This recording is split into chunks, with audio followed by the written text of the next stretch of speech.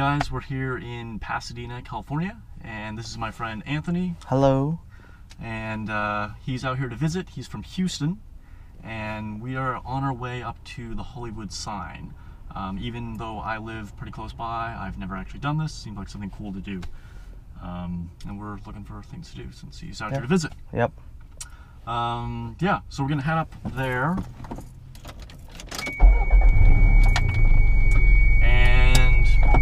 And this car's louder than my car. 1:29 p.m. I'm fairly certain. I don't know. Yeah? Well, so speaking of your car, why don't you tell everybody what you drive? I drive a Nissan Rogue. Well, that is an accurate statement. That is an accurate statement. It's not the entire statement, though.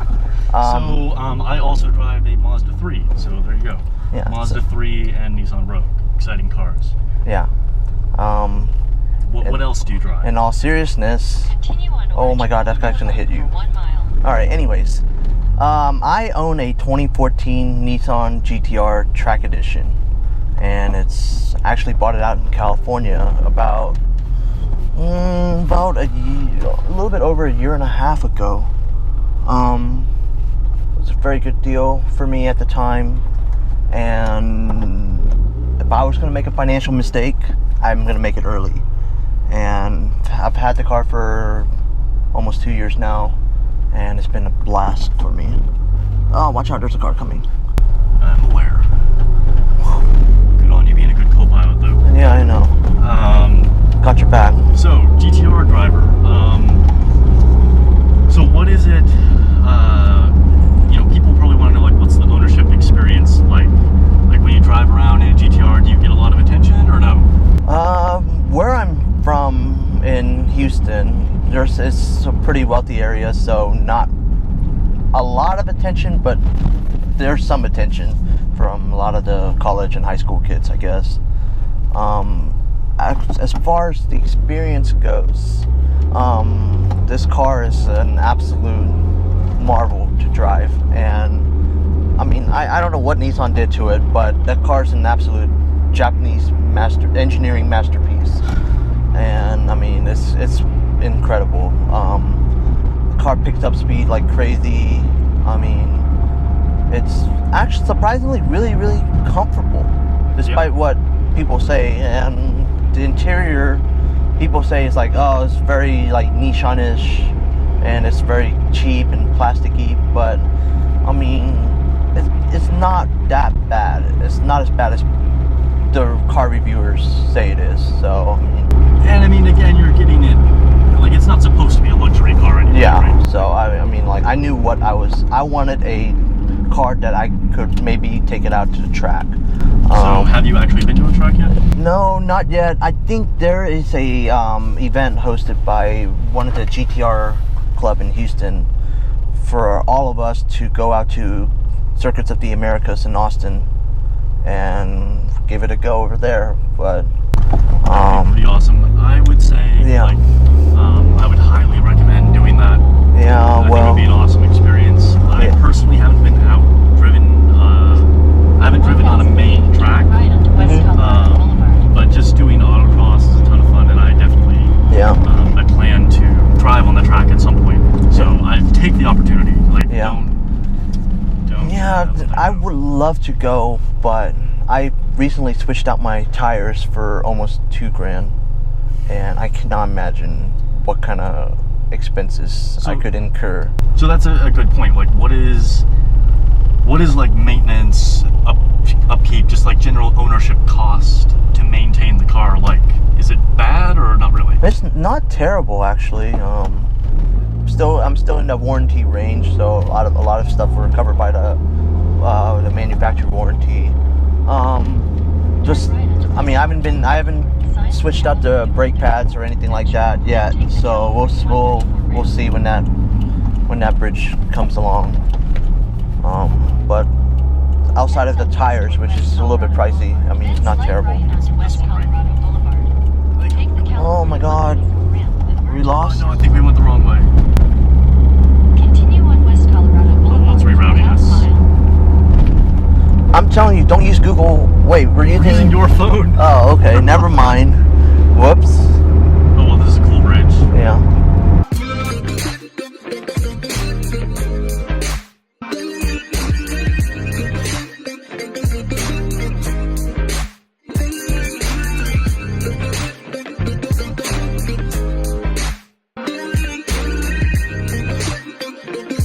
That right there is my dream car. The i3. Yes. The California. I would love to get an i3. Even though I work in oil and gas and they say, hey, getting a Tesla, getting one of those i3s, i8s, or everything we stand against. So don't get one. Get a big truck if you can. And I was like, okay, guys. Get that Raptor, right? Yeah, get the Raptor. That's like the most popular car in downtown Houston. Actually, no, I'm just exaggerating on that. We got a pretty diverse car background in Houston, but it's nothing like LA.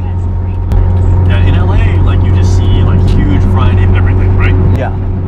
Like, I mean, I don't see too many trucks here, which is, I mean, I guess not surprising, given your strict environmental laws or regulation and whatnot.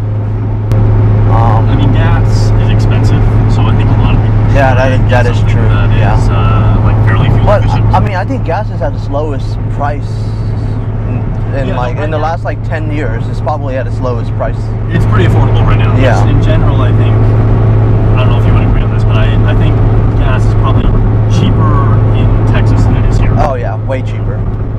I'm only paying about $1.90, $1.80 Oh yeah, like here. for every time I go to the gas or per gallon. Here, like a good price is like $2.40. Oh wow, okay. So, Yeah, that really compounds after a while. Yeah. So, I mean that makes sense. But I did see a Hummer this morning. That was a pleasant surprise. The H2, the really big one. I saw one of those. In our car shows, there's a guy that brings an H1, the army looking one, Yeah. the army truck looking one. Which I hear is actually terrible to drive on the street. Yeah. Oh, I bet the roads are a little bit thinner here. So, just to kind of abruptly change the topic here, but this morning we went to Morning Octane, Yeah. which, if you're not familiar with that, it is a meet that is organized by David Lee. I don't know if you've heard of Quinoa Lee Jewelers or Rustic Auto Group, but we went there this morning because in Houston you don't get to see nearly as many like exotics as frequently, right? Yes, that is true. So it was a pretty cool opportunity. David Lee brought out his Enzo, some other things showed up, and like, what was your personal favorite? Like, what was the cool thing to see there for you? We saw a 918 Spyder, which I've not seen in Houston, even though I believe there are a couple of owners that have them in Houston. They just never show up to these kind of stuff. But my personal favorite was the F12 TDF. I've never seen that car before, and that car looks pretty awesome. It was. I was surprised because I've never seen that car before either. But Yeah. like 918, personally, this was like my 5th or 6th one I've seen. But like the TDF was actually really rare to see. Yeah. I think that car just recently came out, or not really. Well, it would have been before the. Well. They say it's the successor of the 599 GTO. Right. So I would assume that's came out pretty it probably recently. is actually pretty recent now that I think about it. Yeah. You're right. I thought that was a very fancy car. Very nice. Don't know if it had a body kit on there already, but I mean, if it's stocked, then that was very impressive. From a factory body, it looked very aggressive. Yeah.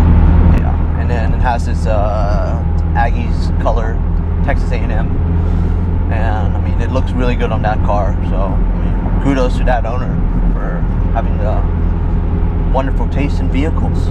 Wonderful taste. I mean, that's crazy good. So we're going like up there. Yeah. Are we going south? I can't tell. What time is it? 1? Going west.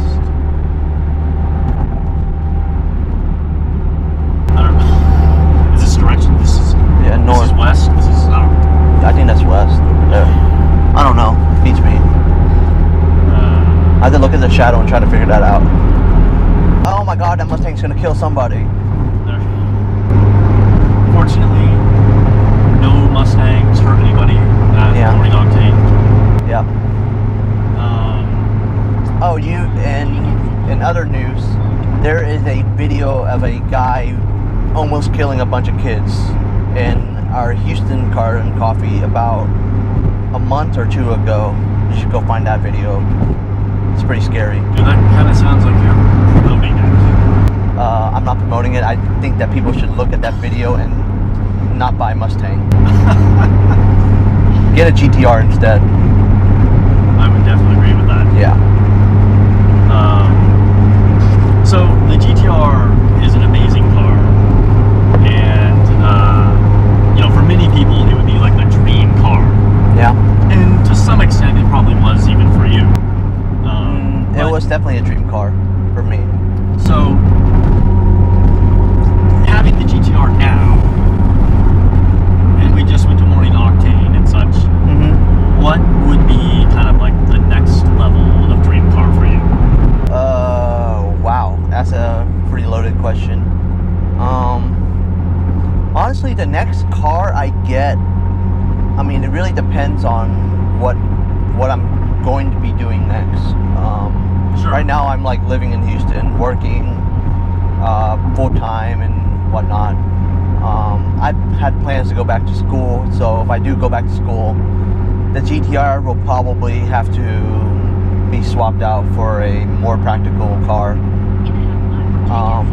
So, I mean,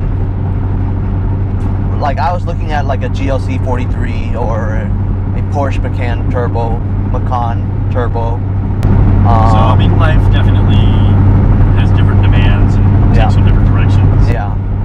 But I mean, if I was still working in Houston and my career's still going, trending upwards, then I mean, my ultimate dream car would probably be one of those like entry-level supercars, not the GTR, like a luxury supercar, like an R8 or a what's the other one? The AMG GT, something along the lines of that would be something I'd be interested in. Okay. But I mean, we'll see where that goes. But that would be, if I could own a car, I would like the new R8. I think Audi has done it again. R8 is pretty sweet. Although you already know, I prefer the look of the previous one. Yeah. I just think it was more unique. It was a little more distinctive. Yeah. A family friend of ours, and my family friend, he owns a dealership in Houston. He has a 09 R8 with a complete wicked body kit and $100,000 worth of mods in there. And I mean, that car looks pretty awesome. And that's, like you said, that's like the older generation R8. I mean, it's still a nice car, but I think the new one with the performance upgrades, that is pretty amazing. It is definitely a faster car. Yeah. And yeah, they said that car's faster than my car now. After all these years, took Audi about what, 7-8 years to finally figure it out. Yeah, I mean, that's the thing. Like, people talk about how like the NSX is faster, the R8 is faster, you know, the turbo is faster, etc. But the GTR is really reaching the end of its life cycle. Yeah. And it's still an amazing car. Yeah. And you know that like the next generation of it is just going to set the bar that much higher again. Yeah. Been hearing a lot of different things about the next generation GTR. It's gonna supposedly be like hybrid engine. It's gonna be even more expensive. So probably more affordable than like your 918 and your LaFerraris and whatnot. Oh yeah. But it's gonna be way more expensive than what the GTR is today. It's slowly moving more up into being an actual supercar than like the supercar beater, you know? Yeah. Anyway, I'm gonna go ahead and leave it at that. And if the GoPro hasn't totally died by the time we get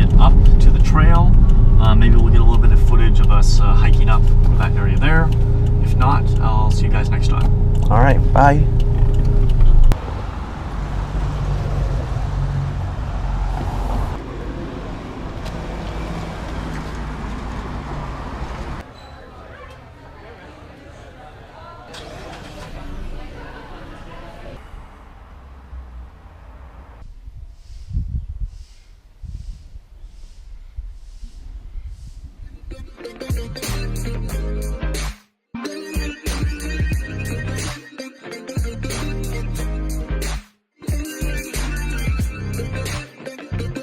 Alright, well, we're on our way up to the Hollywood sign.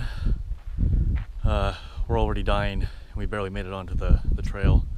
Especially Anthony here. How are you feeling? Okay. Sorry, I was just dying like about 30 seconds ago, but I'm okay now. Alright, see you up at the top.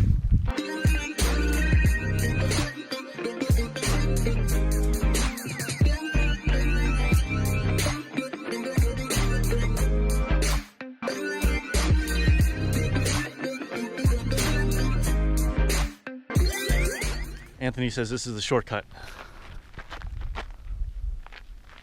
I mean, technically it is. It is a trail. It's just whoever's ballsy enough to do it. We're not ballsy enough.